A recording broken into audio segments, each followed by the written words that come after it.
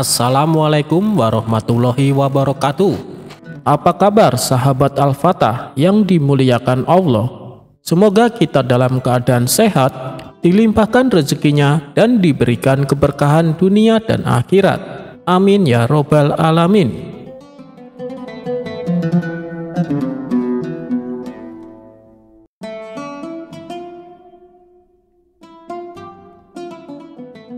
Suatu hari, Abu Nawas sedang duduk santai di taman kota. Tiba-tiba ia melihat dua orang kakek tua yang sedang berdebat hebat. Keduanya tampak mirip sekali, dari wajah, pakaian, bahkan suara mereka pun serupa.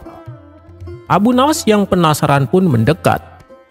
"Wahai kakek-kakek yang terhormat, kenapa kalian berdebat begitu sengit di tempat umum?" tanya Abu Nawas. Kakek satu menjawab, "Abu Nawas, tolong beri keadilan.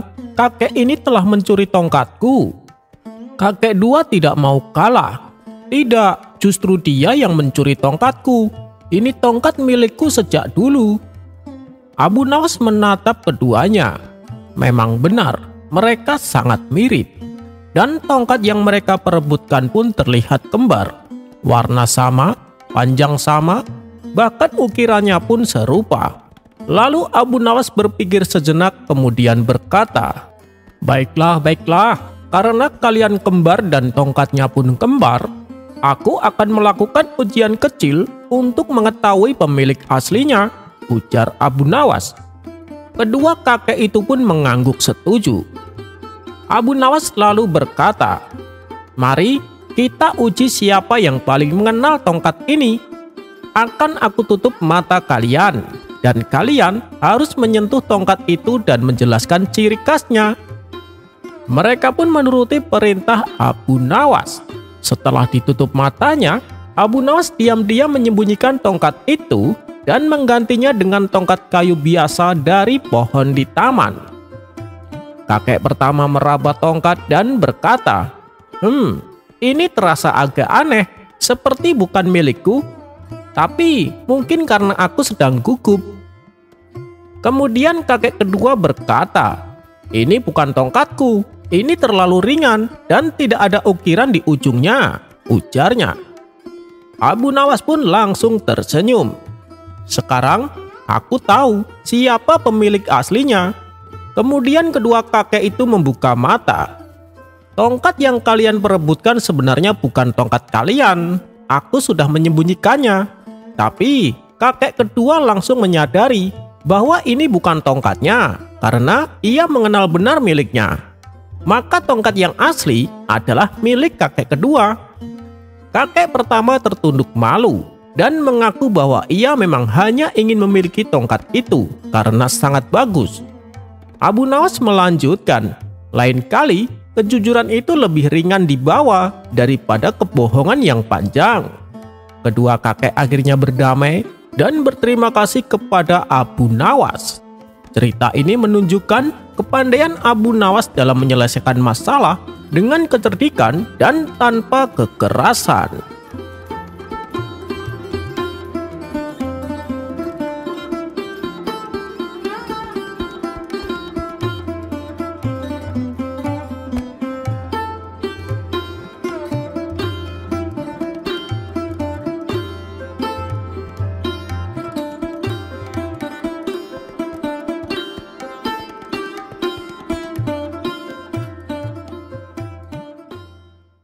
Seperti yang kita ketahui bahwa Abu Nawas memiliki keledai yang sangat setia.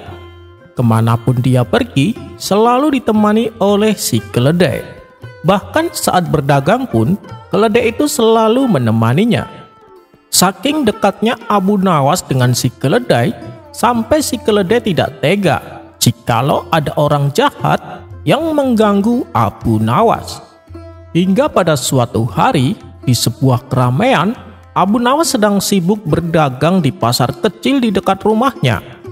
Ia menjual berbagai macam barang, mulai dari kain hingga rempah-rempah, dengan harga yang selalu sedikit lebih murah dari pedagang lainnya.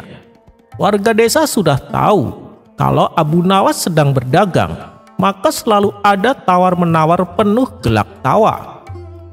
Tiba-tiba dari kejauhan terdengar suara langkah kaki yang berat. Itu adalah Abu Jahil, tetangga yang selalu mencari cara untuk mengganggu Abu Nawas. Abu Jahil yang terkenal dengan kebiasaannya yang suka mencari masalah tanpa alasan yang jelas, hari itu datang dengan langkah sombong menghampiri Abu Nawas.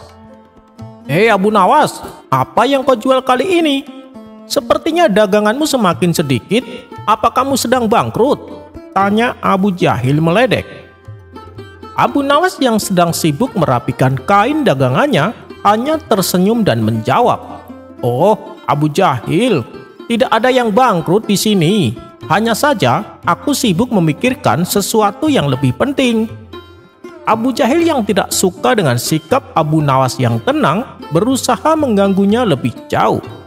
"Alah, pasti kau sedang berpikir bagaimana caramu menipu warga dengan barang-barang murahan itu kan? Kalau kau berani, mari kita lihat siapa yang bisa menjual lebih banyak barang hari ini." Abu Nawas tertawa kecil merasa geli dengan sikap Abu Jahil yang selalu ingin menang. Namun, ada satu hal yang belum diketahui oleh Abu Jahil. Keledai milik Abu Nawas berada tak jauh dari tempat tersebut, sedang memperhatikan gerak-gerik Abu Jahil.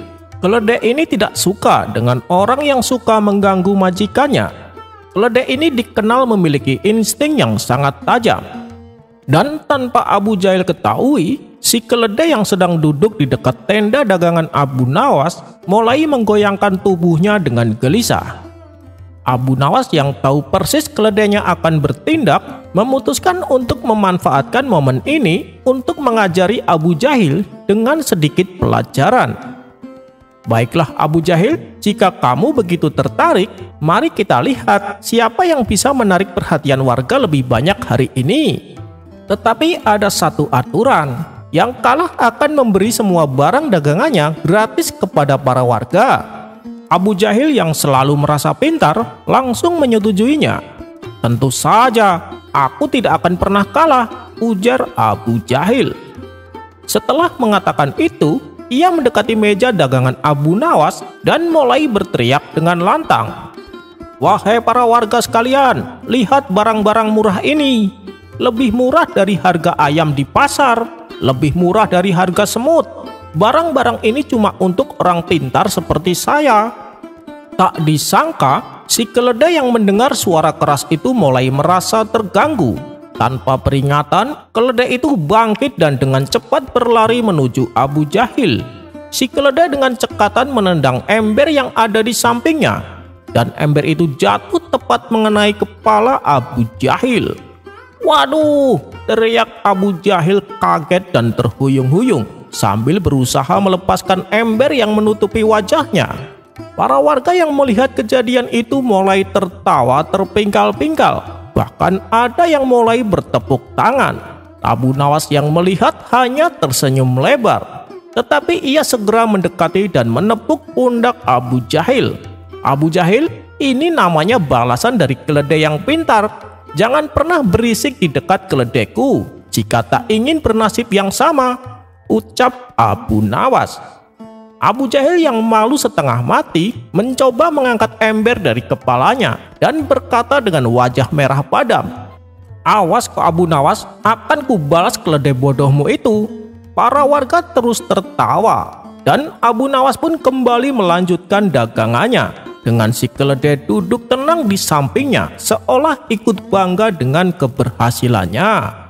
Abu Jahil yang sudah tahu bahwa ia tak akan bisa mengalahkan Abu Nawas berjalan pergi dengan langkah lesu dan berjanji pada dirinya sendiri untuk tidak lagi mengganggu Abu Nawas dan keledainya di hari-hari mendatang.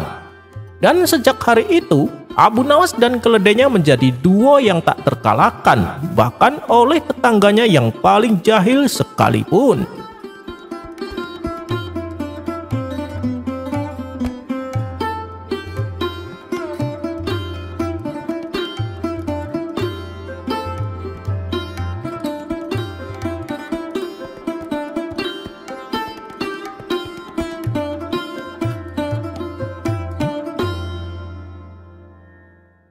Dikisahkan Abu Nawas mempunyai teman akrab seorang saudagar kaya yang sering berpergian jauh.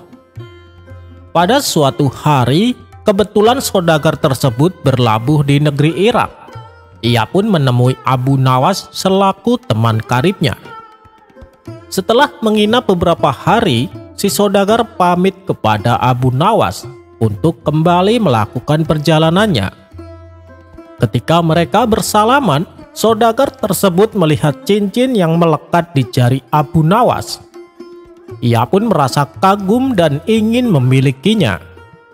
Tapi kalau ia meminta secara langsung, ia malu bila disebut sebagai orang yang suka minta-minta. Akhirnya, terbesit sebuah ide untuk mendapatkan cincin Abu Nawas. "Wahai Abu Nawas, sebenarnya aku merasa sulit berpisah denganmu. Hatiku selalu gelisah, sebab di dunia ini tak ada seorang sahabat pun yang paling dekat kecuali dirimu. Karena itu, berilah aku sesuatu agar aku selalu teringat padamu," kata si saudagar. "Aku tidak punya apa-apa yang bisa kuberikan," jawab Abu Nawas. "Bagaimana dengan cincinmu itu? Berikanlah padaku. Kelak kalau aku di perantauan, bila aku kangen sama kamu, aku akan selalu menatap cincin itu. Dengan begitu, aku akan selalu ingat padamu, dan rasa kangenku bisa terobati," ujar si saudagar. Karena cincin itu adalah milik satu-satunya, tentu saja Abu Nawas keberatan. Ia tak mungkin melepaskannya begitu saja. Abu Nawas pun menolaknya dengan cara yang cerdik. "Wahai sobat, aku sangat terharu mendengar kata-katamu. Seperti halnya dirimu, aku pun sulit berpisah denganmu, apalagi dengan waktu yang cukup lama. Biarkanlah cincin ini melekat di jariku. Bila aku menatap cincin ini, aku pasti akan teringat padamu," kata Abu Nawas. "Tapi kan cincin itu bukan milikku. Bagaimana mungkin seseorang teringat sahabat karibnya dengan memandang cincin miliknya sendiri?" tanya si saudagar. "Begini kawan, karena semenjak aku memakai cincin ini, hanya satu orang yang pernah memintanya. Ketika aku menatap cincinku ini, aku pasti teringat seorang kawan yang berusaha memintanya tapi tidak kuberi. Dengan begitu, aku akan selalu merasa dekat denganmu, meskipun kau berada di tempat yang jauh," jelas Abu Nawas. Sontak si saudagar pun tertawa terpingkal-pingkal mendengar alasan Abu Nawas.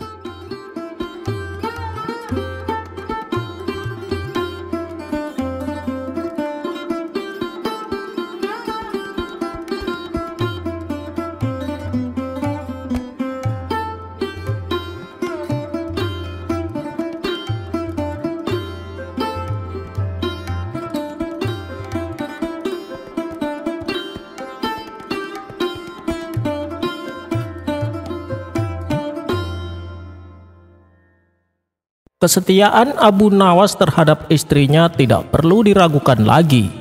Meskipun ia terkadang bertingkah konyol, ia adalah tipe suami yang sangat menyayangi istrinya.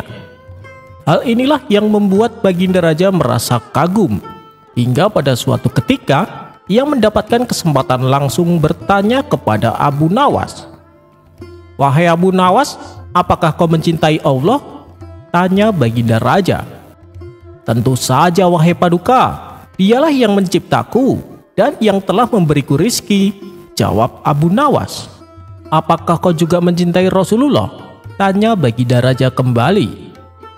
"Tentu yang mulia, beliau adalah Nabi akhir zaman yang kelak akan kita harapkan syafaatnya," jawab Abu Nawas.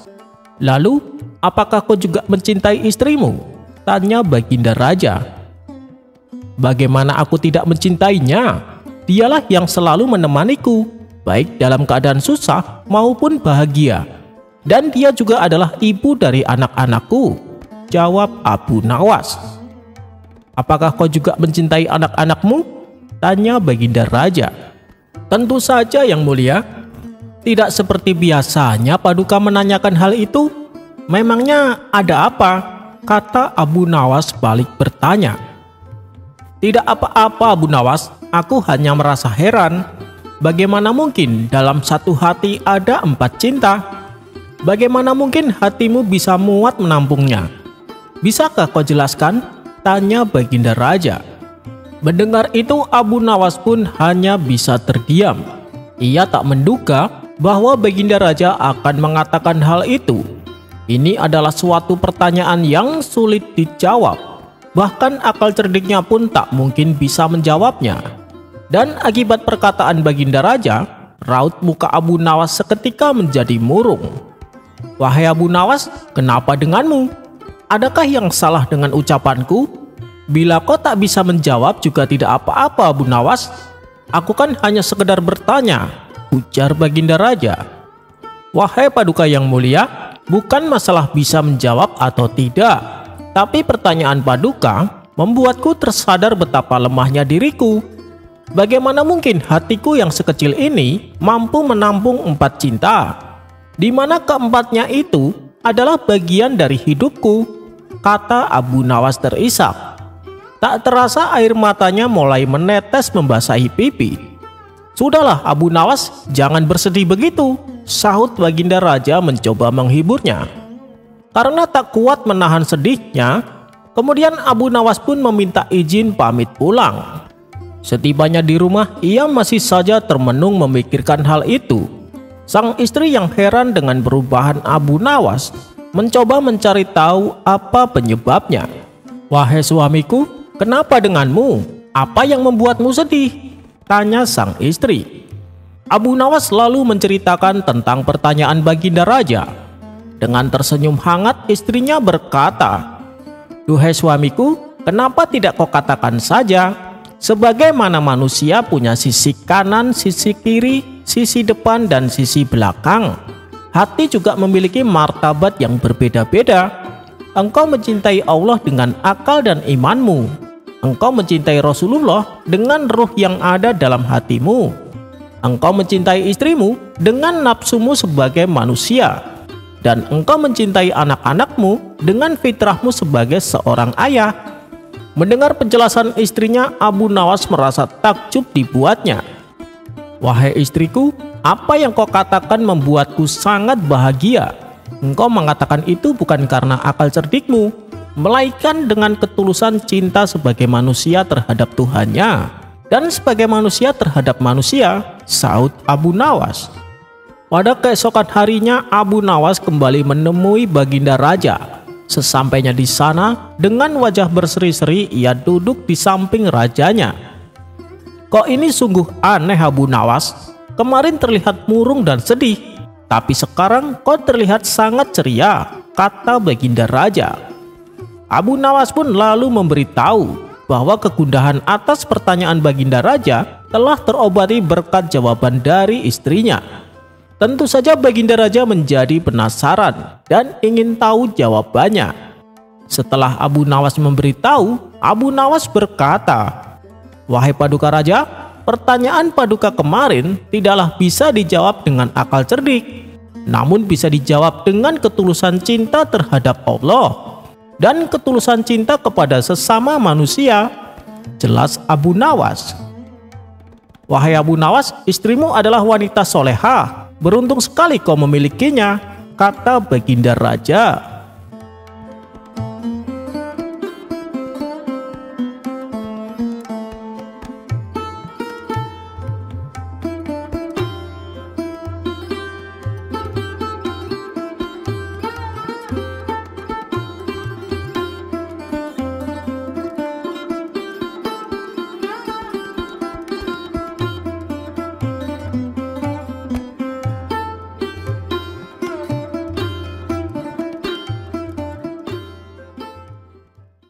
Bukan sekali dua kali, Abu Nawas melancong ke negeri tetangga.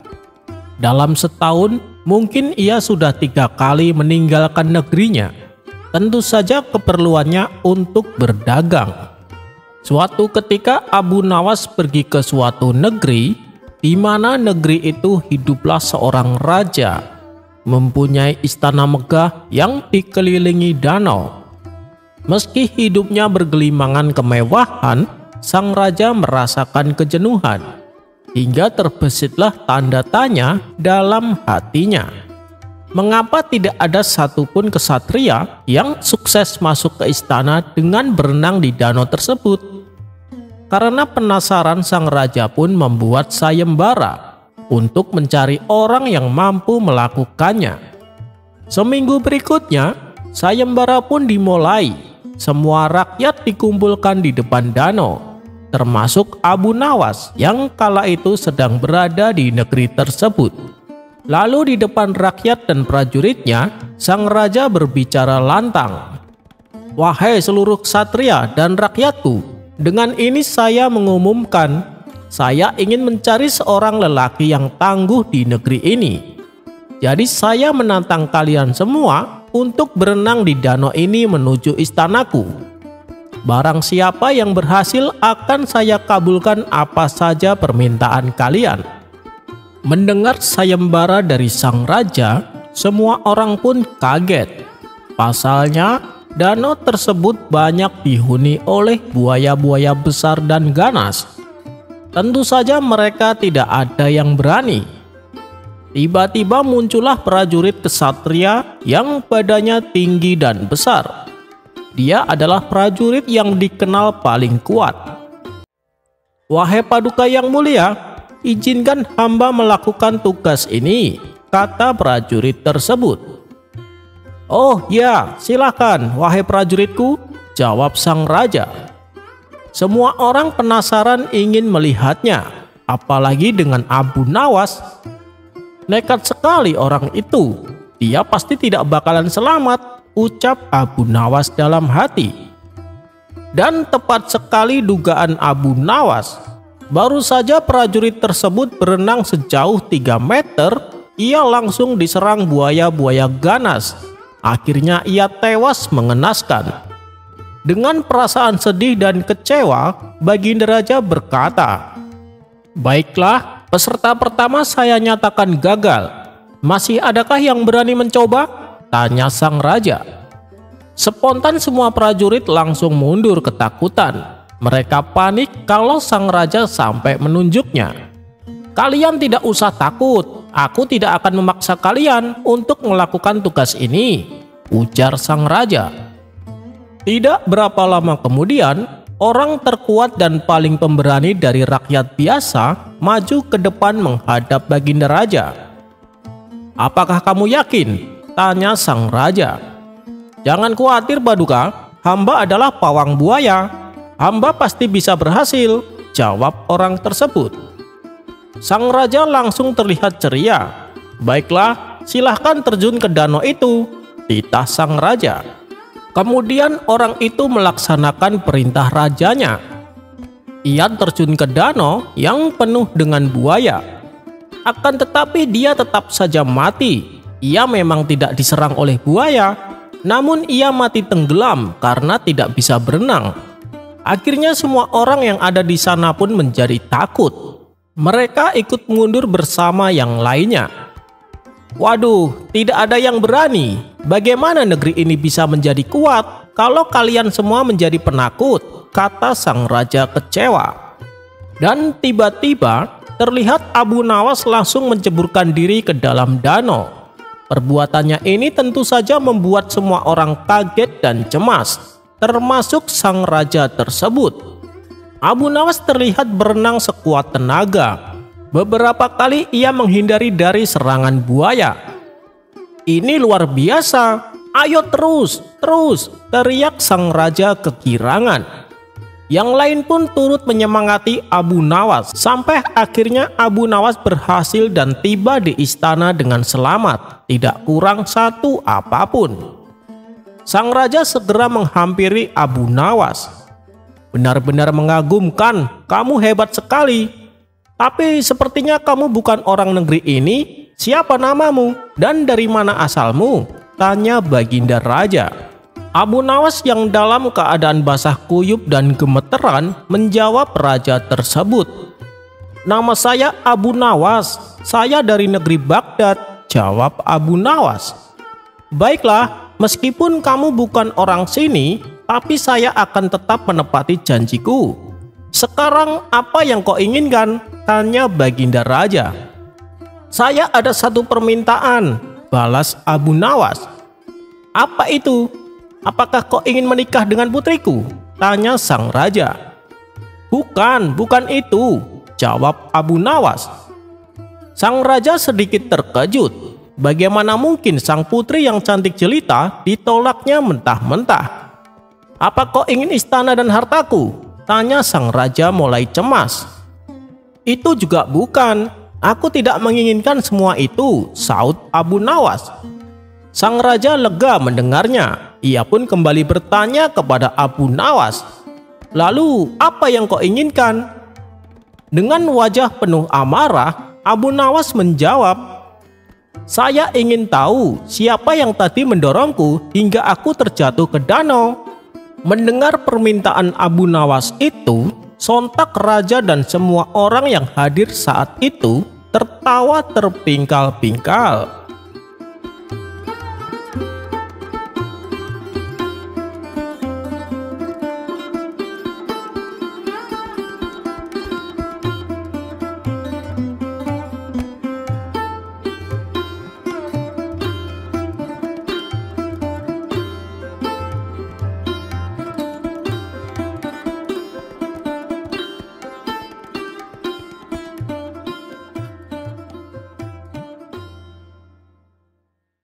Abu Nawas memberi solusi dua istri sahabatnya cuma pakai batu.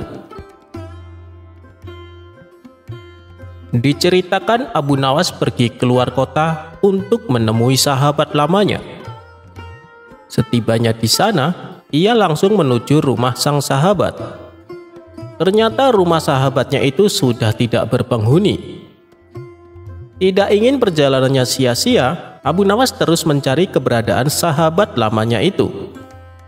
Dia pun bertanya kepada orang-orang di sekitar yang kebetulan melintas. "Maaf kawan, apa kau tahu kemana pindahnya orang yang menghuni rumah itu? Dia adalah sahabatku dan aku ingin menemuinya," tanya Abu Nawas. "Oh, dia sekarang sudah pindah. Dia sudah menjadi saudagar kaya. Tidak mungkin mau menempati rumah kecil dan kumuh seperti itu," jawab orang tersebut. Lalu orang itu menunjukkan alamat baru sahabat Abu Nawas itu.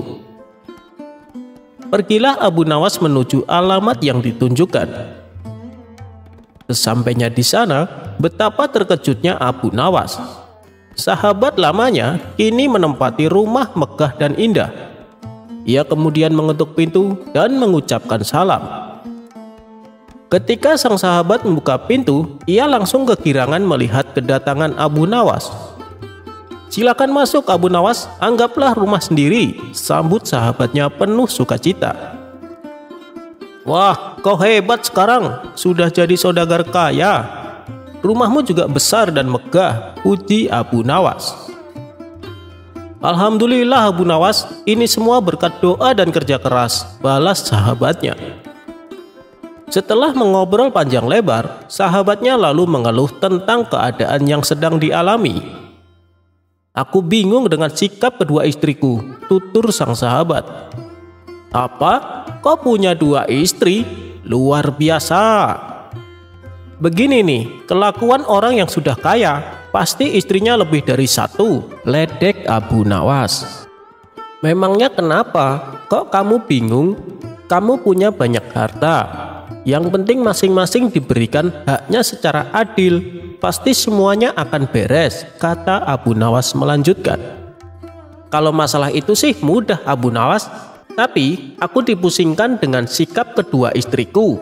Mereka berdua menuntut perhatian yang lebih setiap kali berkumpul. Mereka selalu saja bertanya kepadaku, manakah di antara mereka yang paling aku cintai? Kalau aku jawab keduanya sama-sama dicintai, mereka tidak mungkin percaya. Tapi aku juga tidak mungkin menyebut salah satu dari keduanya. Yang ada, nanti mereka jadi bertengkar dan menuduhku tidak adil," papar sahabatnya.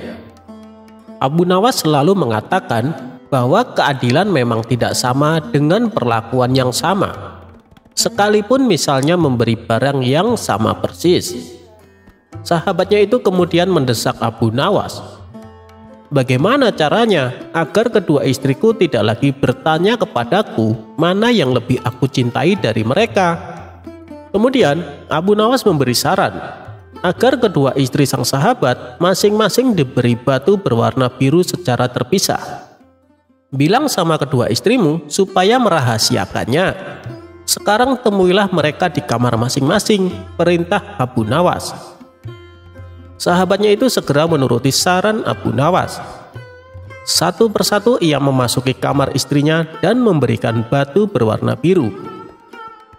"Wahai istriku, tolong jaga rahasia ini ya, dan simpan rapat-rapat batu ini. Jangan sampai ada yang tahu," pesan sang sahabat kepada istri pertama dan kedua secara terpisah. Setelah selesai menjalankan perintah tersebut, sahabatnya lalu kembali menemui Abu Nawas. "Saranmu sudah aku lakukan, kemudian apa lagi?" tanya dia.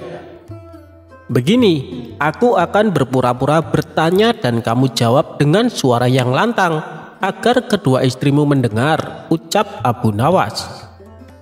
Lalu Abu Nawas bertanya dengan suara yang cukup keras, "Wahai sahabatku, kedua istrimu sangat cantik. Tapi mana yang paling kamu cintai?"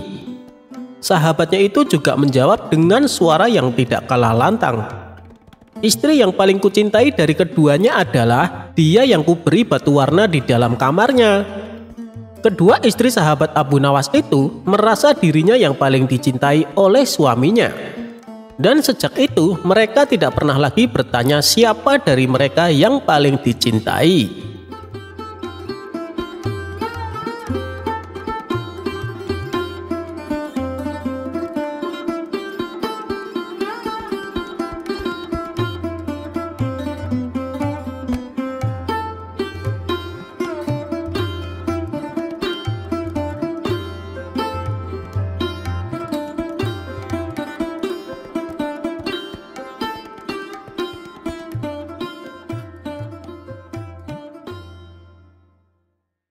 Sosok Abu Nawas yang fenomenal bukan hanya sebagai tokoh jenaka, ia bahkan seringkali mengkritik kebijakan pemerintah yang unik dan nyeleneh.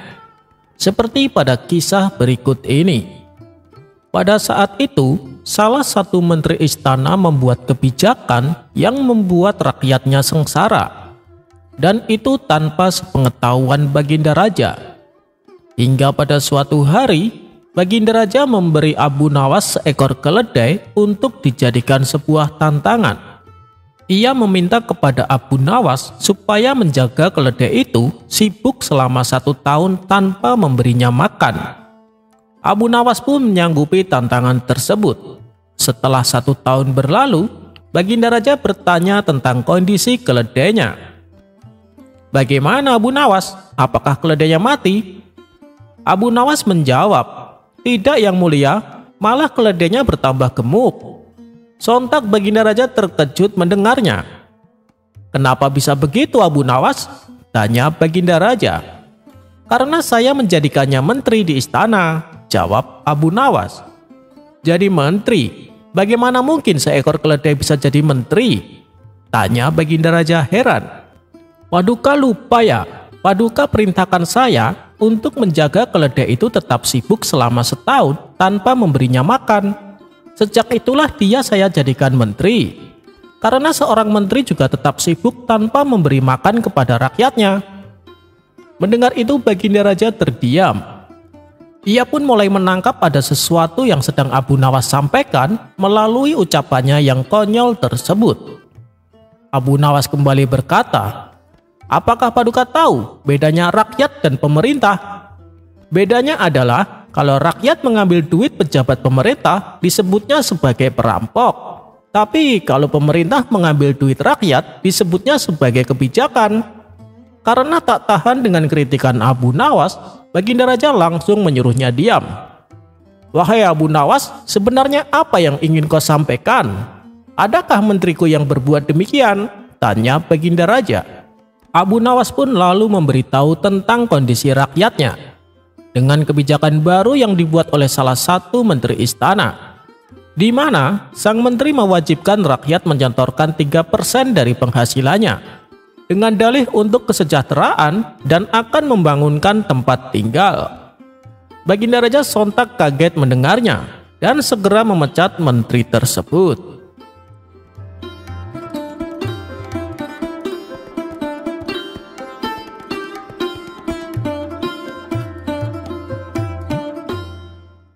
Pada suatu malam, Baginda Raja kaget dan terbangun dari tidurnya dengan nafas yang terengah-engah.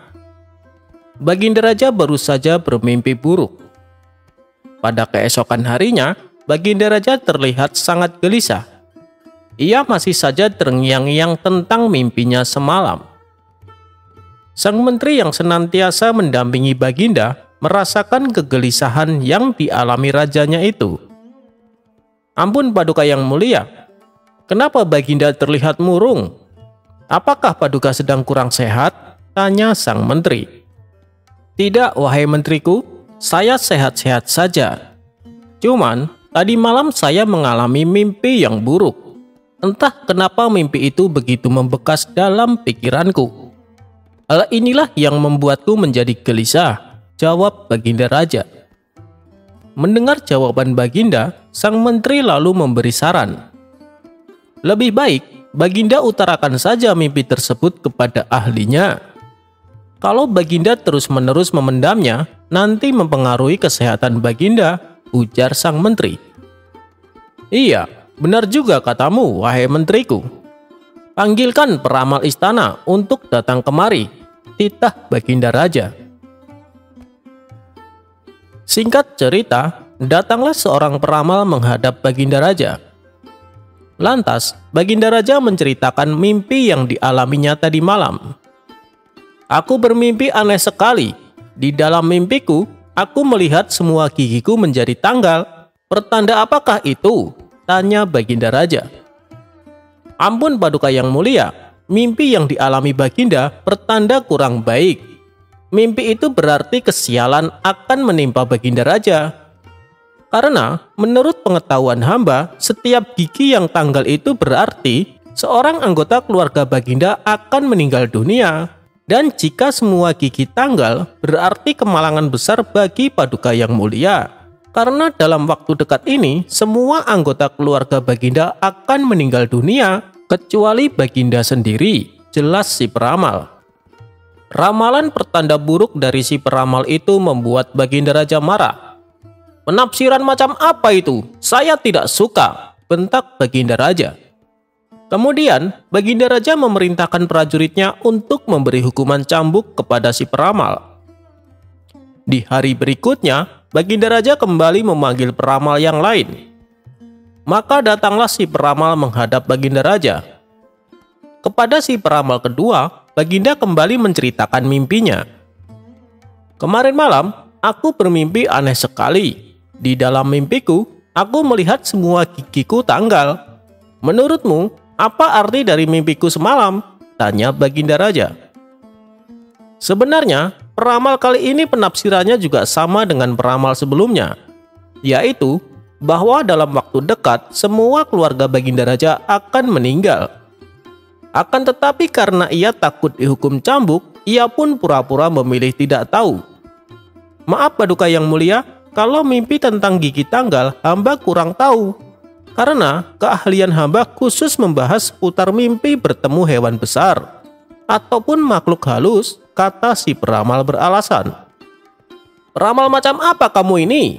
Masa menafsir mimpi kayak gini saja tidak bisa? Prajurit, beri dia hukuman cambuk." Walhasil, akhirnya si peramal kena hukuman juga. Hari berikutnya, Baginda Raja kembali memanggil para peramal lainnya. Tapi karena takut kena hukuman, mereka tidak mau datang dengan alasan sakit. Namun, tiba-tiba saja datanglah Abu Nawas ke istana menghadap Baginda Raja. Abu Nawas, ada apa datang kemari?" tanya Baginda Raja. "Hamba dengar Paduka sedang mencari peramal atas mimpi Paduka," tutur Abu Nawas. "Ya benar Abu Nawas, tapi ramalan mereka semua malah membuatku jengkel," ujar Baginda Raja.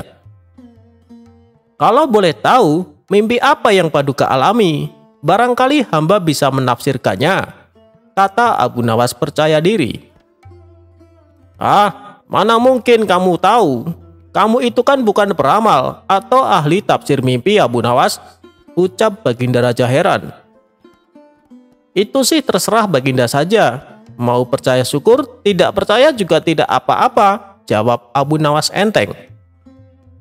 Baginda Raja pun akhirnya menceritakan perihal mimpinya kepada Abu Nawas. Menurutmu, apa arti mimpiku tersebut? Tanya Baginda Raja kepada Abu Nawas. Abu Nawas tak langsung menjawabnya. Ia pun berpikir sejenak. Setahu saya, kalau mimpi gigi tanggal, berarti ada salah satu keluarganya yang akan mati. Sedangkan mimpi Baginda ini, giginya tanggal semua. Itu berarti dalam waktu dekat semua keluarganya akan meninggal. Tapi, kalau saya sampaikan apa adanya, pasti Baginda Raja akan menghukum saya, pikir Abu Nawas dalam hati. Bagaimana Abu Nawas? Apakah kau sudah menemukan arti mimpiku? Tanya Baginda Raja kembali. Lalu dengan akal cerdiknya, Abu Nawas menjawab. Sudah Baginda Raja, berbahagialah Baginda. Mimpi Baginda tersebut pertanda Baginda adalah orang yang paling beruntung di dunia. Benarkah Abu Nawas? Mengapa demikian? Tanya Baginda Raja girang. Karena Paduka akan tetap hidup lama dari semua anggota keluarga Baginda, jawab Abu Nawas mantap. Mendengar perkataan Abu Nawas itu, tampaklah senyum mengembang di wajah Baginda Raja. Ia terlihat sangat puas dengan jawaban Abu Nawas. Tidak kusangka, ternyata kamu peramal yang hebat, Abu Nawas. Dan sebagai hadiah atas kehebatanmu itu, kuhadiahkan 5 keping emas untukmu. Terimalah wahai Abu Nawas, kata Baginda Raja puas. Sebenarnya, kalau kita perhatikan, antara jawaban peramal-peramal dengan Abu Nawas itu sama saja. Yang membedakan adalah cara penyampaiannya. Peramal yang pertama berbicara apa adanya tanpa memikirkan akibatnya. Sedangkan Abu Nawas menjawab dengan lebih bijak, sehingga Baginda Raja pun merasa senang dan memberikannya hadiah. Pesan dari cerita ini, saat menyampaikan kebenaran, maka pakailah cara yang benar-benar bijak.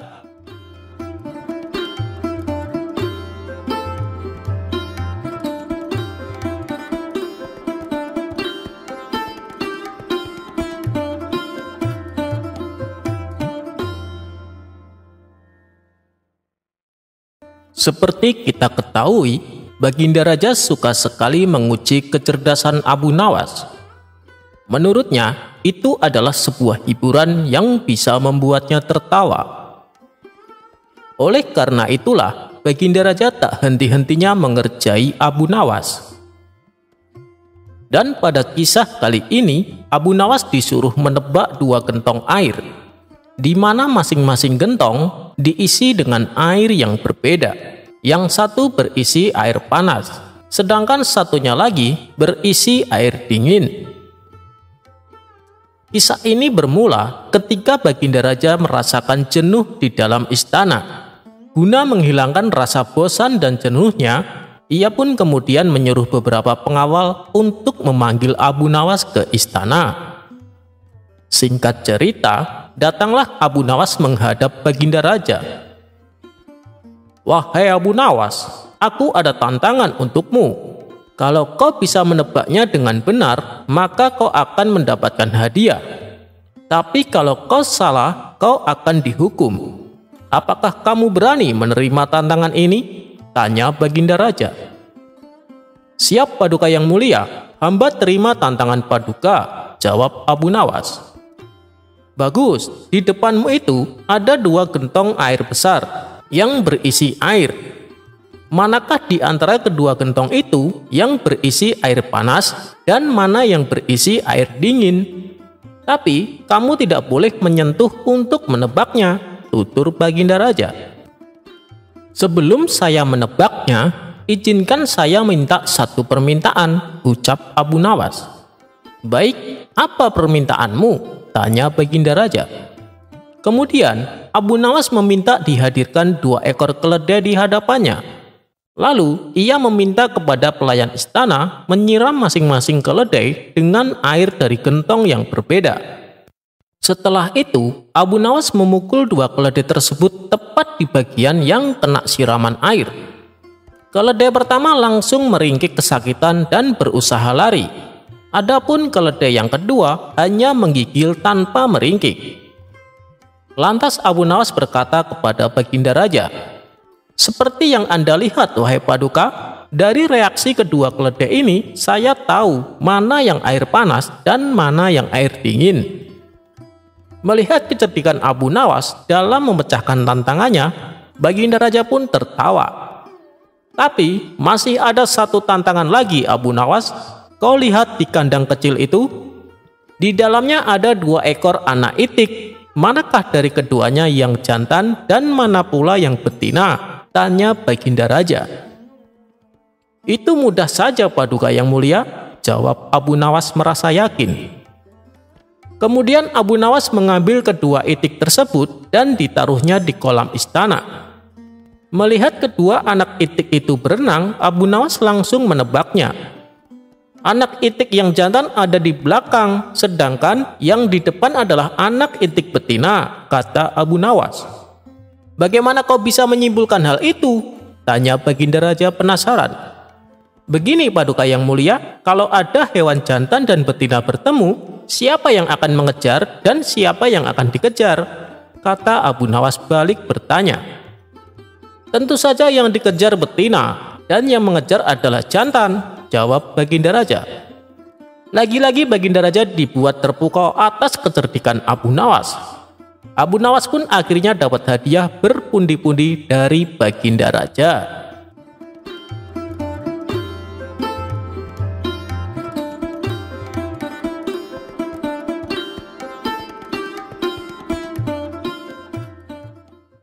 Abu Nawas mencari neraka. Saat itu, di waktu siang hari, tiba-tiba Abu Nawas keluar dari rumah dengan membawa lampu di tangannya sambil digoyang-goyangkan. Melihat kelakuan Abu Nawas, para penduduk sedikit terkejut dan mengatakan bahwa Abu Nawas mulai gila. Bahkan ada yang memberi komentar bahwa Baginda Raja pasti malu memiliki staf ahli yang gila seperti Abu Nawas. Namun komentar dari para penduduk sama sekali tidak dipedulikan oleh Abu Nawas. Keesokan harinya, Abu Nawas kembali melakukan hal yang sama. Dia keluar rumah bahkan lebih pagi dari kemarin, serta membawa lampu sambil digoyang-goyangkan. Di hari tersebut, para penduduk masih menganggap Abu Nawas waras, sehingga ditanyalah Abu Nawas oleh penduduk perihal perilakunya selama 2 hari ini. "Sedang apa kau, wahai Abu Nawas?"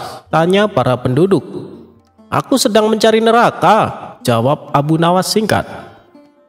Jawaban Abu Nawas membuat para penduduk langsung berpikir bahwa Abu Nawas sudah gila. Keesokan harinya, di hari ketiga, Abu Nawas tetap melakukan hal yang sama dan membuat para penduduk marah. Di sini ada undang-undang yang berisi melarang orang gila berkeliaran. Sehingga ditangkaplah Abu Nawas dan dibawa ke istana. Saat sampai di istana, Baginda Raja merasa malu atas kelakuan staf ahlinya. "Abu Nawas, apa yang kamu lakukan dengan lampu minyak itu di siang hari?" tanya Baginda Raja dengan nada marah. "Hamba mencari neraka, Paduka yang mulia," jawab Abu Nawas dengan enteng. Mendengar jawaban Abu Nawas, Baginda Raja marah dan mengatakan bahwa Abu Nawas sudah gila.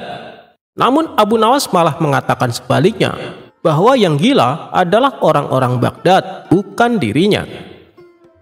Mendengar jawaban itu, Baginda Raja memanggil penduduk kota dan mempersilahkan Abu Nawas berbicara. "Wahai kalian yang mengaku waras," teriak Abu Nawas kepada orang-orang di depannya. "Apakah kalian selama ini menganggap orang lain yang berbeda pikiran dan berbeda pilihan dengan kalian adalah munafik?" ucap Abu Nawas. "Benar," jawab penduduk. "Apakah kalian juga menyatakan para munafik itu sesat?" ucap Abu Nawas. Betul, dasar sesat, jawab penduduk. Jika mereka munafik dan sesat, apa konsekuensinya? Tanya Abu Nawas. Hei Abu Nawas, kamu gila ya? Orang munafik pasti masuk neraka. Dasar munafik kamu, jawab penduduk. Baik, jika saya munafik, sesat, dan masuk neraka, di mana neraka yang kalian maksud? Punya siapa neraka itu? Jawab Abu Nawas dengan tenang sambil mengangkat lampu di tangannya tinggi-tinggi seolah dia mencari sesuatu. Kali ini orang-orang di depan Baginda Raja mulai tak sabar. Mereka merasa diledek dengan mimik Abu Nawas dan lampu di tangannya. Hei Abu Nawas, tentu saja neraka ada di akhirat dan itu milik Allah. Kenapa kamu tanya? Ucap penduduk. Paduka, mohon maaf, kata Abu Nawas kepada Baginda Raja. Tolong sampaikan kepada mereka, jika neraka ada di akhirat dan yang punya neraka itu adalah Allah, kenapa mereka di dunia ini gemar sekali menentukan orang lain masuk neraka? Apakah mereka asisten Allah yang sudah tahu bocoran catatan Allah? Atau jangan-jangan merekalah yang gila? Hahaha, Baginda Raja tertawa sambil berkata, Abu Nawas, lanjutkan pencarianmu mencari neraka. Jika sudah ketemu, kabari aku dan jebloskan mereka ke dalam neraka, ucap Baginda Raja.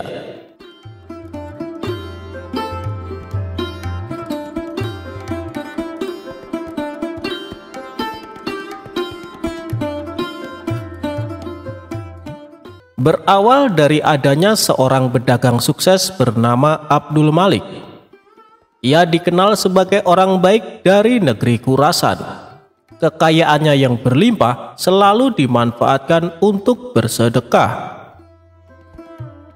Abdul Malik kerap mengundang orang-orang miskin untuk makan bersama di rumahnya. Sampai ada suatu hari, dia menyedekahkan hampir semua hartanya dan merasakan kelegaan yang jauh lebih nikmat dibandingkan ketika memberi hanya sebagian kecil. Kelegaan itu membuatnya memutuskan menggunakan tiap harta miliknya untuk kesejahteraan fakir miskin. Abdul Malik membebaskan hatinya dari segala kekayaan duniawi dan berserah diri kepada takdir Allah Subhanahu wa Ta'ala. Suatu ketika saat sedang menunaikan sholat, Abdul Malik melihat sosok gaib muncul dari lantai kamarnya. Sosok itu ternyata seorang laki-laki berjubah berpenampilan layaknya seorang sufi. Laki-laki misterius tersebut menghampiri Abdul Malik dan berkata, Wahai Abdul Malik, manusia murah hati dari Khurasan, aku adalah dirimu sendiri karena engkau telah berbuat kebajikan yang sungguh mulia. Kau mampu melepaskan diri dari kekayaan tanpa merasa menjadi orang hebat. Oleh karena itu, aku menganugerahkan kau dari sumber anugerah yang sejati. Ketahuilah, setiap hari dengan cara ini aku akan muncul di depanmu. Saat itu pukullah aku dan aku akan berubah menjadi emas. Ambillah emas itu sebanyak yang kau mau. Tak perlu khawatir kau akan menyakitiku, sebab yang kau ambil akan diganti dari sumber segala anugerah. Setelah berkata demikian, sosok itu pun lenyap seketika.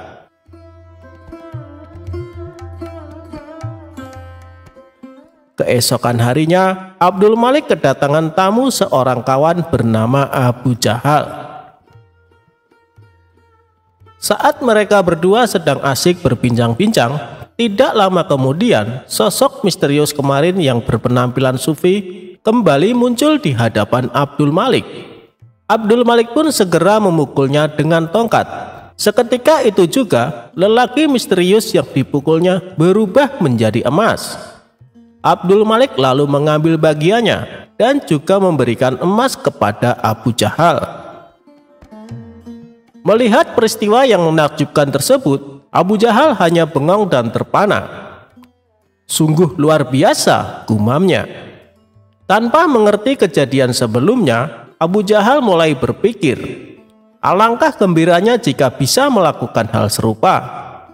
Abu Jahal mengetahui bahwa kaum sufi rata-rata punya kekuatan tertentu. Ia pun menyimpulkan hanya perlu memukul mereka untuk mendapatkan emas. Maka terbesitlah di benak Abu Jahal sebuah ide konyol. Dia mengadakan sebuah jamuan pesta makan yang hanya dihadiri para sufi. Ketika para sufi ini sudah makan kenyang, Abu Jahal diam-diam mengeluarkan tongkat dan tanpa ampun dihantamnya para tamu undangan sampai tersungkur ke tanah. Kenapa tidak ada yang berubah jadi emas? Batin Abu Jahal. Dikarenakan masih penasaran, Abu Jahal kembali memukuli mereka dengan tongkat. Tentu saja perbuatan ini membuat para sufi ketakutan. Mereka serempak kabur berlarian meninggalkan rumah Abu Jahal. Akibat perbuatan tersebut, para sufi mengadukan Abu Jahal kepada Tuan Hakim. Setelah itu ditangkaplah Abu Jahal dan disidangkan. Di hadapan Tuan Hakim, Abu Jahal beralasan bahwa perbuatannya ini semata-mata ingin meniru Abdul Malik. Pasalnya, dia pernah melihat Abdul Malik memukul seorang sufi, dan seketika itu juga orang yang dipukul berubah menjadi emas. Mendengar pengakuan Abu Jahal yang tidak masuk akal, Tuan Hakim kembali bertanya, "Apa kau yakin dengan yang kau lihat, Abu Jahal?" "Hamba yakin sekali, Tuan Hakim. Kalau tidak percaya, panggil saja Abdul Malik kemari," jawab Abu Jahal. Maka dipanggillah Abdul Malik ke pengadilan untuk dimintai keterangan. Dalam perjalanan ke pengadilan, sosok sufi misterius yang bisa berubah jadi emas membisikkan kepada Abdul Malik apa yang harus dikatakan. "Wahai Tuan Abdul Malik, apa benar yang dikatakan Tuan Abu Jahal?" tanya Tuan Hakim. "Menurut saya Abu Jahal sudah tidak waras, Tuan Hakim. Bisa saja dia sedang berusaha menutup-nutupi hobinya menyiksa orang tanpa alasan," ujar Abdul Malik. "Memang hamba mengenalnya, Tuan Hakim, tetapi yang ia ceritakan tentang kejadian di rumah hamba tidak lebih dari akal-akalan belaka," imbuhnya. Abu Jahal sempat membantah dan memprotes perkataan Abdul Malik. Ia juga menunjukkan barang bukti berupa emas yang didapat dari Abdul Malik. Abu Jahal, Abdul Malik itu saudagar kaya, tentu punya banyak emas," balas Tuan Hakim. Dikarenakan tidak punya bukti dan yang diceritakan tidak masuk akal, akhirnya Abu Jahal dihukum penjara. Sementara Abdul Malik masih melakukan rutinitas seperti biasa, memberikan sedekah uang dan makanan kepada fakir miskin setiap harinya.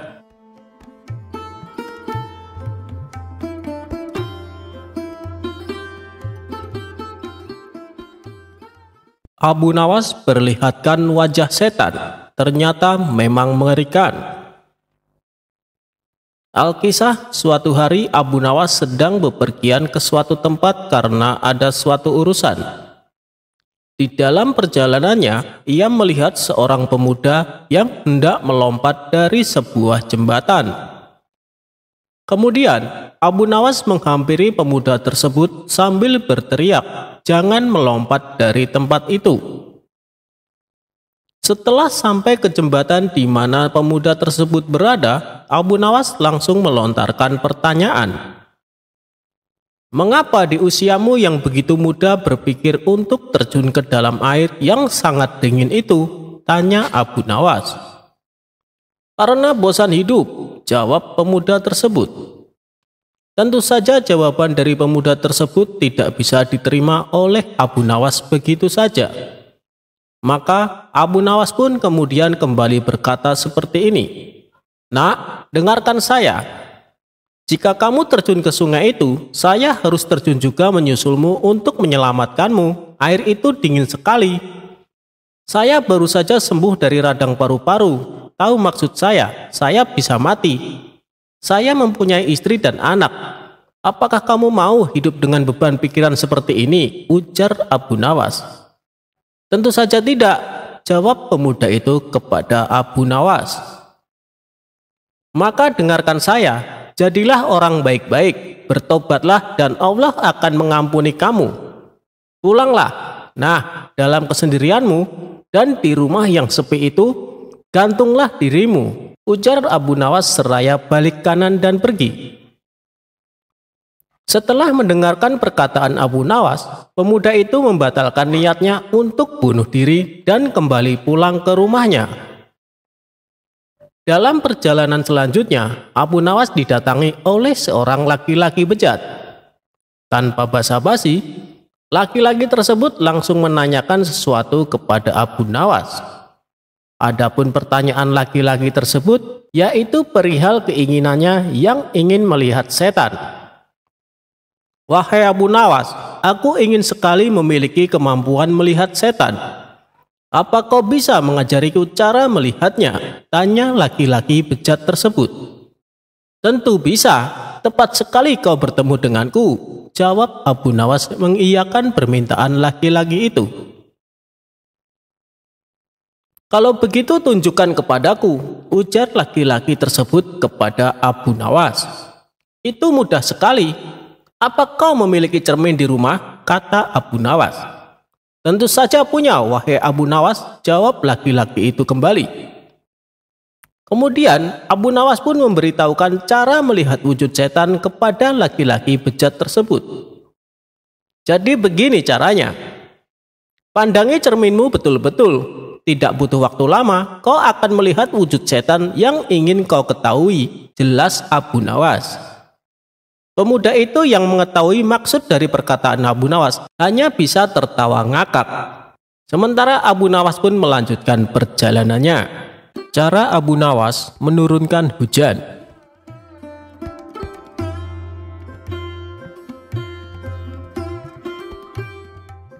Kisahnya bermula ketika Abu Nawas melakukan kesalahan yang membuat Baginda Raja sangat marah. Baginda Raja memerintahkan pasukan istana untuk secepatnya menangkap Abu Nawas. Sementara sosok humoris itu yang sedang berada di rumah memberitahukan kepada istrinya, "Wahai istriku, sepertinya aku harus meninggalkan kampung halaman untuk beberapa waktu," ucap Abu Nawas. "Ada masalah apa lagi, wahai suamiku? Kenapa engkau terlihat ketakutan?" Tanya sang istri yang sangat khawatir. "Aku telah membuat kesalahan yang membuat Baginda Raja murka. Aku yakin tidak lama lagi pasukan istana datang kemari untuk menangkapku," jawab Abu Nawas. Kemudian Abu Nawas mengemas bajunya ke dalam tas dan segera pergi meninggalkan rumah. Ternyata dugaan dia benar. Selepas kepergiannya, beberapa prajurit istana datang menggeledah rumah Abu Nawas. "Mana Abu Nawas?" tanya salah satu prajurit kepada istri Abu Nawas. "Dia sudah pergi meninggalkan kampung ini," jawab istri Abu Nawas. Para prajurit pun langsung balik ke istana menghadap Baginda Raja. "Mana Abu Nawas?" tanya Baginda Raja. "Ampun Paduka yang mulia, Abu Nawas sudah tidak ada di rumahnya," kata istrinya. "Dia sudah meninggalkan kampung ini," jawab salah satu prajurit. "Kurang ajar, dia coba menghindari hukuman," pikir Baginda Raja. Sementara Abu Nawas mulai mengembara dan berpindah-pindah tempat dari kampung satu ke kampung yang lainnya. Suatu ketika dalam pengembaraannya, Abu Nawas melintasi sebuah dusun yang sedang dilanda musim kemarau. Abu Nawas yang mengenakan jubah dan sorban layaknya ulama besar sempat membuat perhatian warga. Mereka mengira Allah Subhanahu wa Ta'ala telah mengirim seorang waliullah untuk menolong dusunnya yang sedang mengalami musim kemarau. Para warga pun segera mengerumuni Abu Nawas. "Assalamualaikum Syekh. Sudilah kiranya Tuan Syekh mampir sebentar di rumah kami," pinta kepala dusun. Abu Nawas pun sudah menolaknya. Namun karena para warga memaksa, ia pun mau tidak mau menerima ajakan mereka ke rumah kepala dusun. Abu Nawas dijamu berbagai macam hidangan dan diperlakukan istimewa layaknya raja. "Apa yang membuat kalian memperlakukanku sedemikian istimewa?" padahal kalian tidak mengenalku?" tanya Abu Nawas. "Begini Tuan Syekh, dari penampilan Tuan, kami yakin kalau Tuan adalah ulama besar yang dikirim Allah Subhanahu wa Ta'ala untuk membantu desa kami," jawab kepala dusun. "Memangnya apa yang menimpa desa kalian?" tanya Abu Nawas lagi. "Sudah berbulan-bulan desa kami mengalami musim kemarau, tanaman-tanaman mati, air persediaan kami tinggal beberapa ember. Doakanlah desa kami wahai Tuan Syekh, agar desa kami diturunkan hujan," jelas kepala dusun. Abu Nawas terdiam mendengar keluhan mereka. Ia juga berbulan-bulan tidak mandi dan bajunya sudah lama tidak dicuci. Padahal tujuannya ke sini untuk menumpang mandi. Beberapa lama kemudian muncullah ide cemerlang di otaknya. "Baiklah, aku akan memanjatkan doa kepada Allah supaya desa kalian diturunkan hujan. Tapi ada syaratnya," ujar Abu Nawas. "Apa itu syaratnya Tuan Syekh?" "Kami bersedia melakukannya," balas kepala dusun. "Syaratnya adalah kumpulkan semua air persediaan kalian dan ditaruh di tengah lapangan," perintah Abu Nawas. Para warga pun membawa air terakhir yang mereka miliki. Total air yang terkumpul hanya 2 ember. Kemudian air tersebut ditaruh di tengah lapangan. Abu Nawas melepas bajunya dan mencucinya dengan air di ember pertama. Sedangkan air di ember kedua dia gunakan untuk mandi. Melihat hal itu, para warga pun menjadi terkejut. "Wahai Tuan Syekh, itu air terakhir persediaan kami yang rencananya untuk minum anak-anak kami," ucap salah satu warga. Perbuatan Abu Nawas ini tentunya mengundang reaksi kemarahan warga. Ada yang mencemooh, ada yang membentak, ada pula yang menghujat. Namun di tengah kegaduhan itu, Abu Nawas dengan tenang mengangkat bajunya yang dicuci, lalu menjemurnya, dan perkataan para warga tidak dihiraukannya. Para warga bertambah emosi sehingga hendak memukulinya. Tapi niat mereka langsung terhenti karena tiba-tiba terdengar suara guntur yang disusul hujan lebat. Penduduk pun lupa dengan marahnya, bahkan sebaliknya. Mereka berebutan mencium tangan Abu Nawas dan mulai berteriak kegirangan menyambut datangnya hujan yang sudah lama ditunggu. Saat itu sang kepala dusun menghampiri Abu Nawas. "Tuan Syekh, sebenarnya doa apa yang Tuan panjatkan sehingga langit berkenan menurunkan hujan?" tanya kepala dusun. Dengan polosnya Abu Nawas menjawab, "Begini, doaku biasa saja, tapi jubahku ini tinggal satu dan tidak pernah dicuci selama berbulan-bulan. Bila aku menjemurnya, pasti hujan akan turun deras. Mungkin karena langit tidak tahan dengan bau jubahku ini," celetuk Abu Nawas cengengesan. Mendengar hal itu, sontak para warga langsung tertawa terpingkal-pingkal. Sejak saat itu Abu Nawas mulai menetap di sana sembari menunggu kemarahan Baginda Raja reda.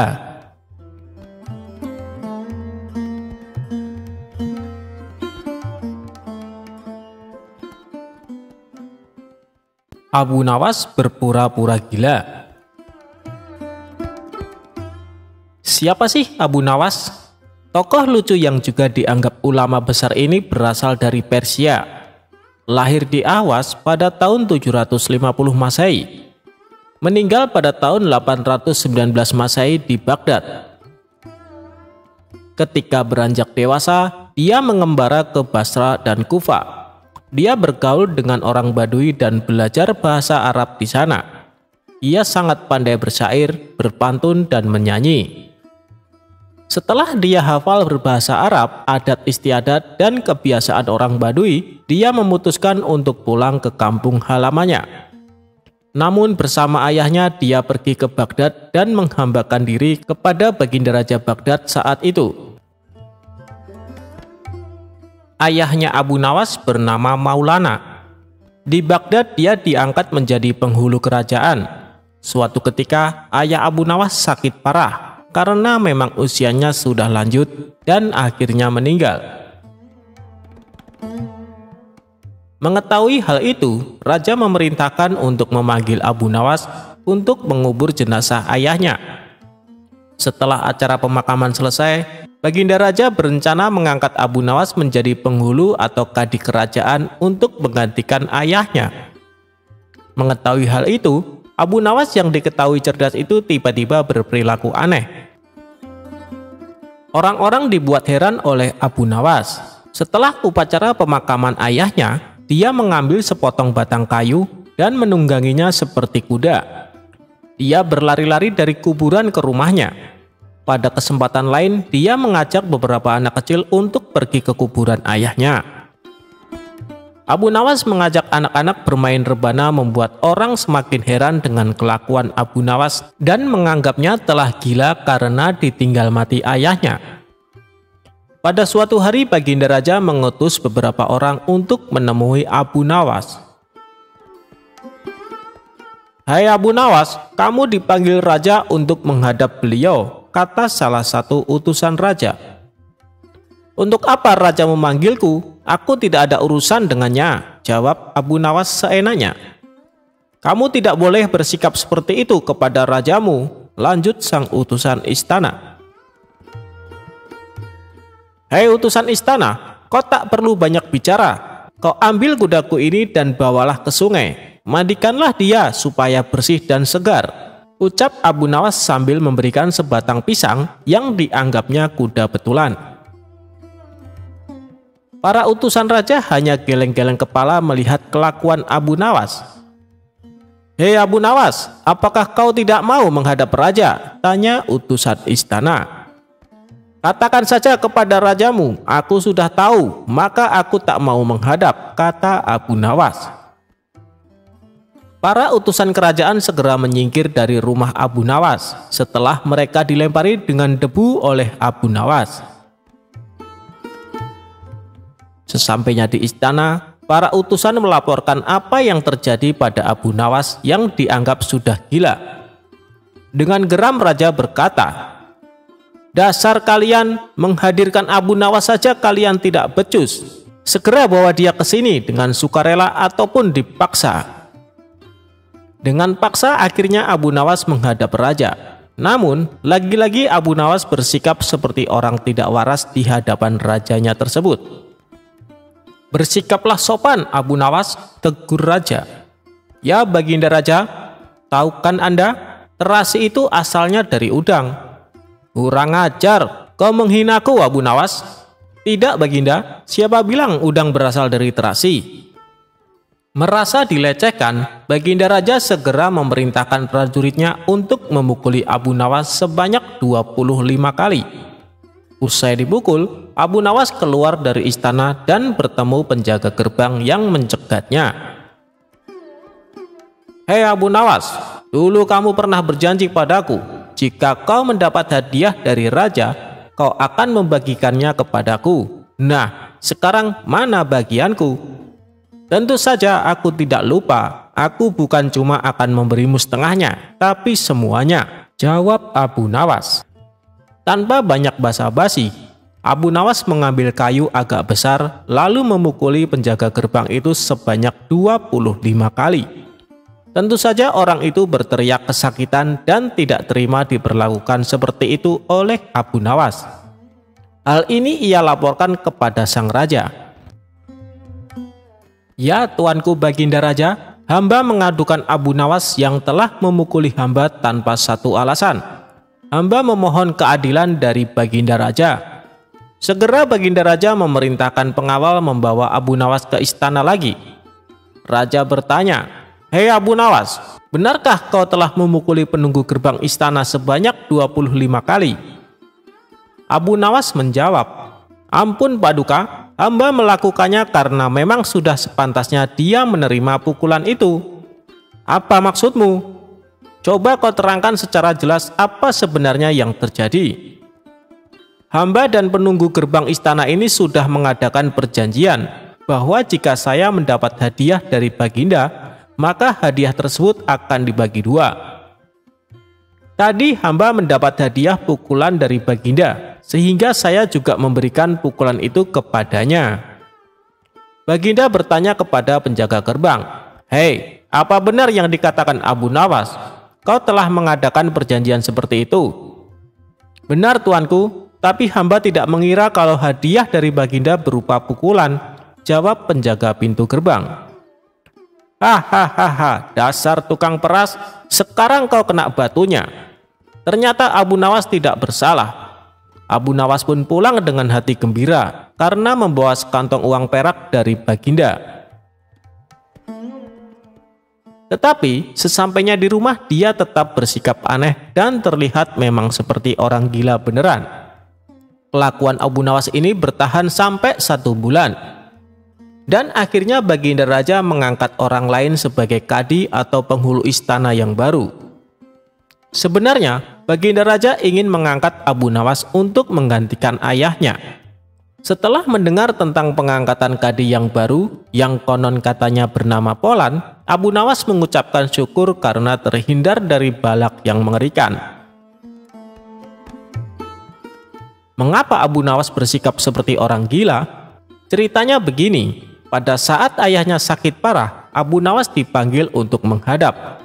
Bapaknya berkata, "Hei anakku, aku hampir mati. Coba kau cium telinga kanan dan telinga kiriku." Abu Nawas menuruti saja perintah ayahnya. Telinga kanan berbau harum, namun telinga kiri berbau busuk. Melihat anaknya kebingungan, akhirnya Syekh Maulana menceritakan apa yang terjadi.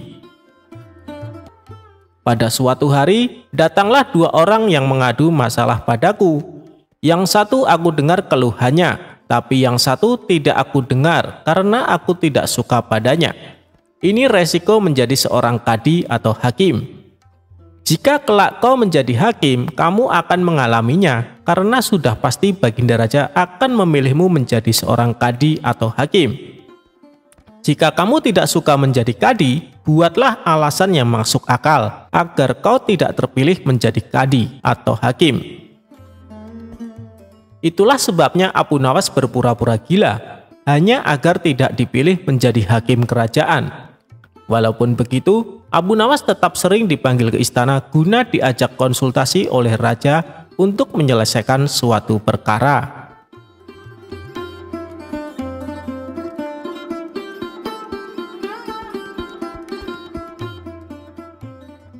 Abu Nawas tangkap harimau berjenggot.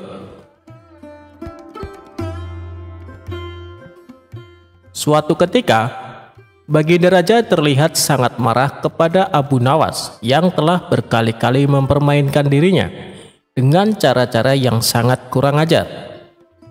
Tak main-main, bahkan kali ini Baginda Raja ingin membunuh Abu Nawas jika gagal dalam melaksanakan perintahnya. "Hei Abu Nawas, sekarang juga kamu harus mempersembahkan kepadaku seekor harimau berjenggot. Jika gagal, aku akan membunuh engkau," tegas Baginda Raja. "Ya Tuanku Paduka, semua perintah Paduka akan hamba laksanakan. Namun untuk yang satu ini, hamba mohon waktu 8 hari, jawab Abu Nawas. Setelah percakapan itu, Abu Nawas pulang ke rumahnya. Sepertinya ia sudah menangkap gelagat bahwa kali ini Baginda Raja memang sangat marah kepadanya. Baginda Raja rupanya sedang mencari akal agar dapat mencelakakan Abu Nawas. "Jadi aku juga harus berhati-hati," pikir Abu Nawas dalam perjalanan. Setibanya di rumah, Abu Nawas memanggil 4 orang tukang kayu dan disuruh untuk membuat kandang macan. Hanya dalam 3 hari kandang macan tersebut sudah jadi.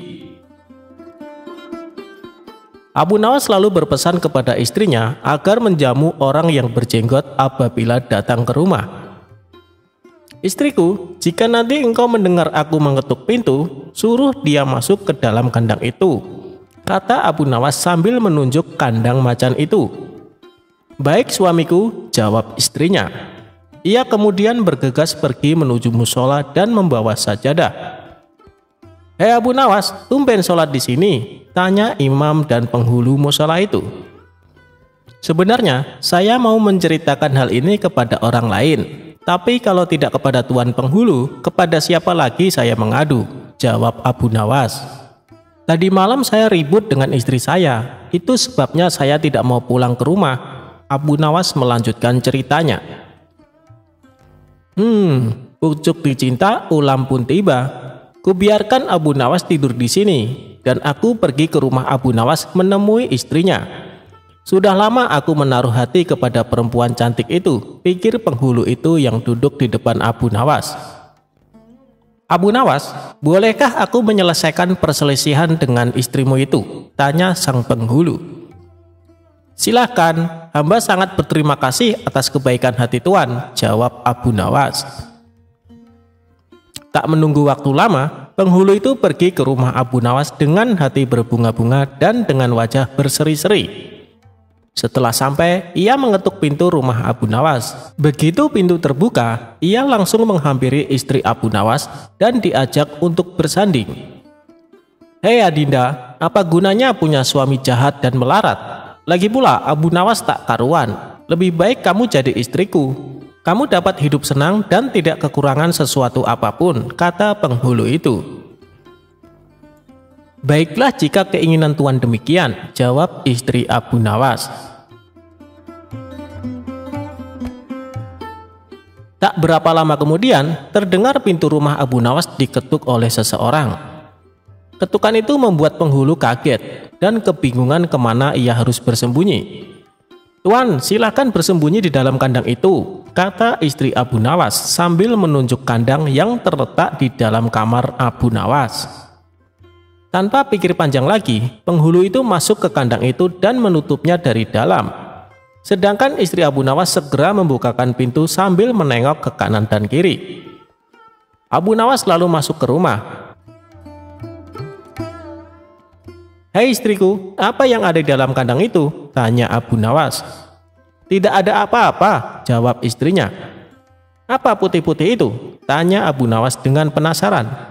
Lalu melihat penghulu itu gemetaran karena malu dan ketakutan. Setelah 8 hari, Abu Nawas memanggil 8 kuli untuk memikul kandang itu ke istana. Para warga ternyata sudah geger, ingin melihat harimau berjenggot. Karena seumur hidupnya, mereka tidak pernah melihat harimau berjenggot. Jangankan melihat, mendengar harimau berjenggot pun belum pernah. Mereka terheran-heran akan kehebatan Abu Nawas yang telah memiliki seekor harimau berjenggot. Tetapi begitu melihat penghulu di dalam kandang itu, mereka tidak bisa bilang apa-apa. Selain mengiringi kandang itu sampai ke istana, hingga menjadi arak-arakan panjang, si penghulu menjadi sangat malu. Tak lama kemudian, sampailah iring-iringan itu ke dalam istana. Hei Abu Nawas, apa kabar? Apakah kamu sudah berhasil mendapatkan harimau berjenggot? Tanya Baginda. Dengan berkat dan doa tuanku, alhamdulillah hamba berhasil, jawab Abu Nawas. Maka dibawalah kandang itu ke hadapan Baginda Raja. Ketika Baginda hendak melihat harimau tersebut, si penghulu memalingkan mukanya ke arah lain dengan muka merah padam karena perasaan malu bercampur takut. Tiba-tiba Baginda Raja menggeleng-gelengkan kepala dengan takjub. Sebab menurut penglihatan Baginda, yang ada di dalam kandang itu adalah penghulu musola. Abu Nawas buru-buru menimpali. Ya tuanku, itulah harimau berjenggot. Tapi Baginda tidak cepat tanggap. Ia termenung sesaat karena penghulu dikatakan harimau berjenggot. Tiba-tiba Baginda bergoyang ke kiri dan ke kanan seperti orang berdoa. Penghulu, kata Baginda. Ya tuanku Paduka, perlukah memberitahukan kenapa hamba dapat menangkap harimau berjenggot ini di rumah hamba sendiri, kata Abu Nawas. Baginda Raja menganggukkan kepala tanda setuju. Abu Nawas pun menceritakan apa yang terjadi sebelumnya kepada Baginda Raja. Ya, aku maklum sudah, ujar Baginda Raja sambil menoleh ke kandang itu dengan mata berapi-api. Melihat hal itu, Baginda sangat murka kepada sang penghulu. Sebab ia semestinya menegakkan hukum, ia pula yang melanggarnya, ia telah berkhianat. Baginda segera memerintahkan punggawa mengeluarkan penghulu dari kandang dan diarak keliling pasar, setelah sebelumnya dicukur botak agar diketahui oleh seluruh rakyat betapa aibnya orang yang berkhianat.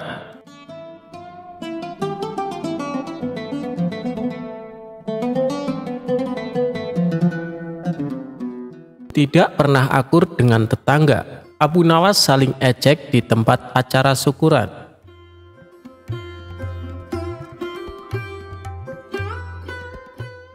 Cerita lucu Abu Nawas kali ini melibatkan tetangganya yang bernama Abu Jahal. Bermula dari setiap kali ada tetangga yang mengadakan pesta, biasanya Abu Jahal yang paling rakus. Tanpa malu ia makan semua hidangan yang ada di meja makan. Bahkan Abu Jahal pernah sampai menyembunyikan makanan di dalam kantong bajunya. Perbuatan ini membuat tamu-tamu yang lain merasa risih. Tapi oleh Abu Nawas dijadikan kesempatan untuk mengerjai Abu Jahal. Hal ini ternyata sudah sering terjadi. Dimanapun tempat mengadakan acara pesta, Abu Jahal menunjukkan sifat rakusnya. Disitulah Abu Nawas langsung mengerjainya. Tentu saja ulah konyol Abu Nawas ini membuat para tamu yang hadir tertawa terpingkal-pingkal. Sementara Abu Jahal yang sering menjadi bahan tertawaan menyimpan rasa dendam kepada Abu Nawas. Ia pun berniat ingin membalasnya. Sampai pada suatu ketika, Tuan Hamid yang merupakan tetangga mereka hendak mengadakan pesta syukuran. Semua tetangga diundang untuk makan malam, termasuk Abu Jahal dan Abu Nawas. Ini kesempatan yang tepat untuk membalas perbuatan Abu Nawas, pikir Abu Jahal. Ketika hari sudah menunjukkan malam, Abu Jahal pun berangkat ke rumah Tuan Hamid untuk menghadiri jamuan makan malam. Sesampainya di sana, ternyata para tamu undangan sudah duduk berkumpul di depan meja yang besar. Di situ tampak juga Abu Nawas yang sedang mengobrol bersama tamu lainnya. Sembari menunggu hidangan yang akan disajikan, Abu Jahal menghampiri mereka. Ia sengaja mengambil tempat duduk yang bersebelahan dengan Abu Nawas. Melihat kedatangan Abu Jahal, Abu Nawas pun menyapanya. "Hai Abu Jahal, tumben datangnya telat. Biasanya kamu yang paling pertama," celetuk Abu Nawas menggodanya. Semua tamu yang hadir spontan tertawa mendengarnya. Namun Abu Jahal tetap tenang. Ia tidak terpancing dengan ledekan Abu Nawas. Tidak berapa lama datanglah hidangan sop kambing yang sangat lezat dan menggugah selera. Setelah diletakkan di meja makan, tibalah waktunya untuk menyantap hidangan. Abu Jahal yang biasanya paling pertama mengambil makanan memilih untuk tetap tenang. Ia hanya memandangi para tamu yang asik mengambil sop kambing. Begitu juga dengan Abu Nawas, terlihat sangat antusias mengambil sop kambing di meja makan. Lalu ia menyantapnya dengan sangat lahap. Mungkin karena sedang lapar, Abu Nawas sampai beberapa kali menambah porsinya. Melihat tingkah Abu Nawas ini, terbesit di benak Abu Jahal untuk membalas dendam. Ia pun mengejek Abu Nawas. "Hei Abu Nawas, kamu seperti serigala yang kelaparan. Atau barangkali kamu dendam ya sama kambing itu, sampai-sampai sangat bersemangat untuk menghabisi sopnya," olok Abu Jahal. Para tamu undangan langsung tertawa mendengar ucapan Abu Jahal. Sementara Abu Nawas yang baru tersadar kalau dirinya menjadi bahan tertawaan segera membalas ejekan Abu Jahal. "Hei Abu Jahal, sop kambing ini lezat sekali. Kenapa kamu tidak memakannya? Biasanya kan kamu paling pertama dan yang paling banyak memakannya. Jangan-jangan kamu dibesarkan oleh induk kambing ini ya? Dan dia yang menyusuimu waktu kecil. Makanya kamu tidak tega untuk menyantap dagingnya," balas Abu Nawas. Mendengar ucapan Abu Nawas, para tamu yang hadir tertawa terpingkal-pingkal. Bahkan mereka tertawa lebih kencang dari sebelumnya. Sementara muka Abu Jahal seketika berubah memerah menahan emosi. Ia pun memilih meninggalkan acara pesta yang diadakan di rumah Tuan Hamid.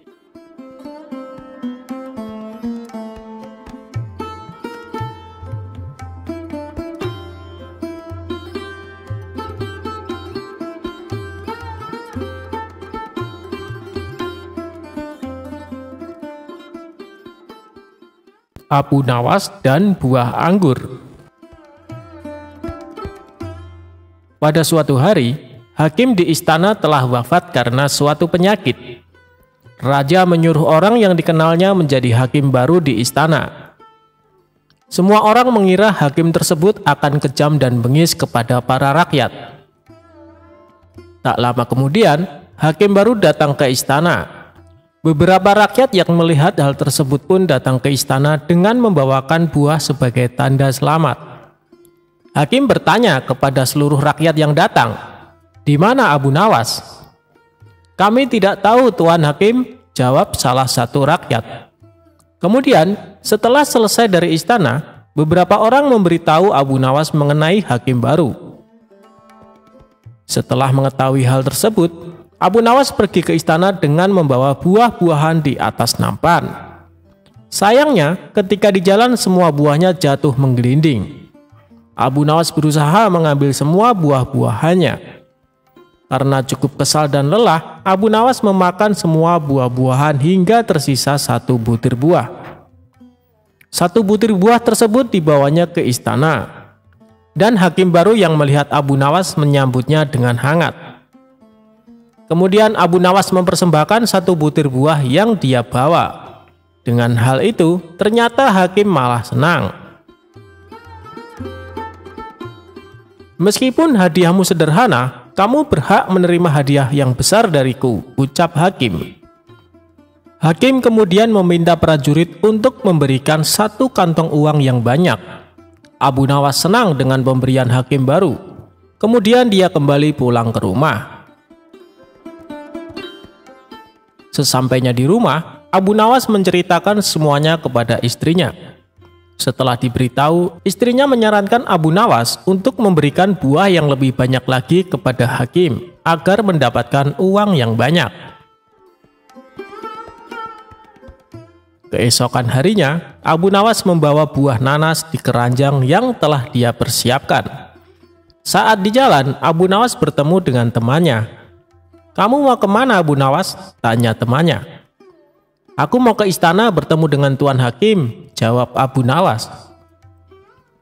"Apakah nanas yang kau bawa itu untuk Tuan Hakim?" tanya temannya. "Ya, tentu," kata Abu Nawas. Teman Abu Nawas menyarankan dia untuk memberikan buah anggur saja agar lebih pantas diterima oleh hakim baru. Abu Nawas setuju dengan saran temannya.